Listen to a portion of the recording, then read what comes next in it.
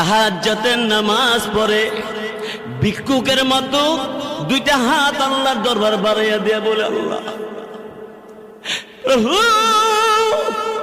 এই পরওয়ারদিগার আলম, আমি গুনাহগার, তোমার নাম গফফার, আমি নাফরমান, তোমার নাম রহমান। আমরা নাফরমান কিনা? আল্লাহর নাম রহমান। আল্লাহ তুমি দয়া করে আমি নাফরমানরে তুমি মাফ করে দাও। চোখের পানি ছেড়ে ছেড়ে কাঁদতে কাঁদতে কুদরতি কদমে, আল্লাহর কদমে সাজদায় করে কান্দে, বলে আল্লাহ তুমি আমার মাফ করো। আল্লাহ রাব্বুল আলামিন ডাক দিয়া বলে, এই এই